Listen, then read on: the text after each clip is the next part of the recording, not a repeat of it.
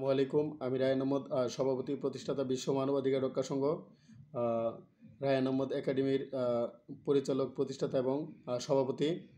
আজকে আপনাদের সামনে একটি গুরুত্বপূর্ণ ভাষণ নিয়ে হাজির হয়েছি। HMPV ভাইরাস, বিমানবন্দর ও এয়ারলাইন্সগুলোকে বিশেষ নির্দেশনা। এই শিরোনামটি, হেডলাইনটি আমি নিয়েছি বাংলাদেশের শীর্ষস্থানীয় পত্রিকা ইত্তেফাক পত্রিকা, ডেইলি ইত্তেফাক পত্রিকার হেডলাইন নিউজ। চীনসহ পার্শ্ববর্তী দেশগুলোতে আতঙ্ক ছড়ানো হিউম্যান মেটা নিউমো ভাইরাস বা সংক্ষেপে HMPV ভাইরাস বাংলাদেশেও শনাক্ত হয়েছে। এ অবস্থায় ভাইরাসটি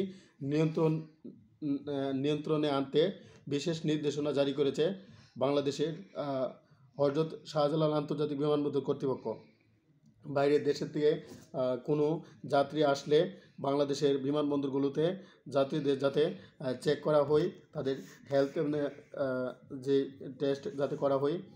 Saudi Arab, America, Canada, Britain, Russia, France, Australia, New Zealand, Papua New Guinea, Tahiti, Fiji, South Africa সহ ইটালি, ফ্রান্স সকল রাষ্ট্রের মানুষ বাংলাদেশে ঢুকলে তাদেরকে যাতে হেলথ তাদের স্বাস্থ্য পরীক্ষা করা হয় এবং কোনো মানুষ যাতে HMPV ভাইরাস আক্রান্ত হলে তাকে কোয়ারেন্টাইনে নিতে হবে। হযরত মুহাম্মদ সাল্লাল্লাহু আলাইহি ওয়াসাল্লামের যে হাদিস, মহামারীর সময় তাদেরকে কোয়ারেন্টাইনে নেওয়া এবং 2019 সালের 1 ডিসেম্বর সারা বিশ্বব্যাপী যে করোনা মহামারী, বৈশ্বিক মহামারীর আকারে রূপ নিয়েছিল, তার ফলে লক্ষ লক্ষ মানুষ America, Britain, Spain, Brazil, India, Bangladesh, Pakistan, Nigeria সারা বিশ্বে মারা গিয়েছিল।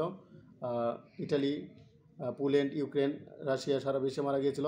সুতরাং সেই ধারাবাহিকতার অনুসরণ করে এই HMPV ভাইরাস যাতে সারা বিশ্বে না ছড়িয়ে পড়ে, সেই জন্য আল্লাহর কাছে প্রার্থনা করি আমার বিশ্বের কোনো মানুষ যাতে HMPV ভাইরাসে আক্রান্ত না হয়। সেই জন্য আমি বিশ্ব মানবাধিকার রক্ষা সংঘ এবং রায়হান আহমদ একাডেমির মাধ্যমে প্রচারণা চালিয়ে যাব। সোশ্যাল মিডিয়া যেমন Facebook, YouTube, TikTok, WhatsApp, imo, Messenger, টুইটারে প্রচারণা চালিয়ে যাব। সারা বিশ্বের সকল মানুষের জননিরাপত্তা এবং জনস্বাস্থ্য, পাবলিক হেলথ নিয়ে কাজ চালিয়ে যাব। সারা বিশ্বের সকল জীব, প্রাণী ও মানুষের মুক্তির জন্য কাজ চালিয়ে যাব ইনশাআল্লাহ।